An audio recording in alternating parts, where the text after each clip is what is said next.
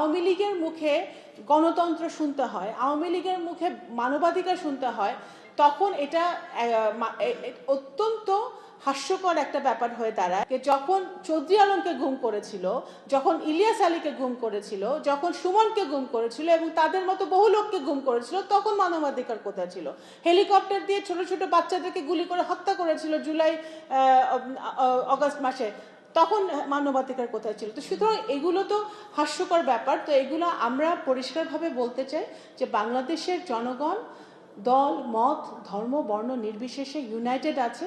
কোনোভাবেই এখানে যে ফ্যাসিবাদ চলেছে গত 17-18 বছর, সেই ফ্যাসিবাদ আবার ফেরত আসুক, আবার এখানে ফ্যাসিবাদে উত্থান হোক, সেটা কোনোভাবে বাংলাদেশের জনগণ সেটা মেনে নেবে না। ভারত আর বাংলাদেশের সম্পর্ক উন্নত হোক, সেটা আমি বিশ্বাস করি যে দুই দেশের সরকার, দুই দেশের জনগণ সেটা চায়। কিন্তু ভারতের মাটিতে বসে স্বৈরাচারী ফ্যাসিবাদী সাজাপ্রাপ্ত আওয়ামী লীগের লোকজন এবং আওয়ামী লীগের প্রধান যদি এই ধরনের ষড়যন্ত্রমূলক কাজকর্ম চালিয়ে যেতে থাকে এবং সেটা যদি ভারত সরকার এখনই বন্ধ না করে, এই মুহূর্তে বন্ধ না করে, তাহলে অবশ্যই সেটা বাংলাদেশের জনগণের জন্য একটা উদ্বেগের জায়গা তৈরি করে। আমরা চাই যে আমাদের সম্পর্ক, ভারতের সাথে আমাদের অনেক ইস্যু আছে, অনেক আমাদের দুই দেশের দ্বিপাক্ষিক অনেক ইস্যু আছে, যেগুলো আলোচনার মাধ্যমে, ডায়ালগের মাধ্যমে, বৈঠকের মাধ্যমে সমাধান করতে হবে, সমাধানের প্রয়োজন আছে।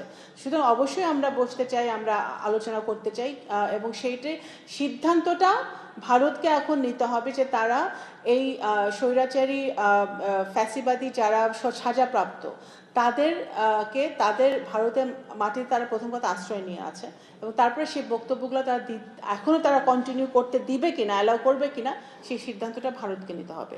দ্বিতীয় প্রশ্ন হচ্ছে যে ব্রিক্সে যাওয়ার ব্যাপারটা, যোগদানের ব্যাপারটা, অবশ্যই প্রথম কথা এখন বর্তমানে বাংলাদেশ ইজ চেয়ারিং বিমস্টেক এবং ব্রিক্স একটা মাল্টিল্যাটারাল বডি, যেখানে বাংলাদেশ একটা অবশ্যই একটা অংশগ্রহণ, একটা মাল্টিল্যাটারাল বডিতে অংশগ্রহণ করতে আগ্রহী।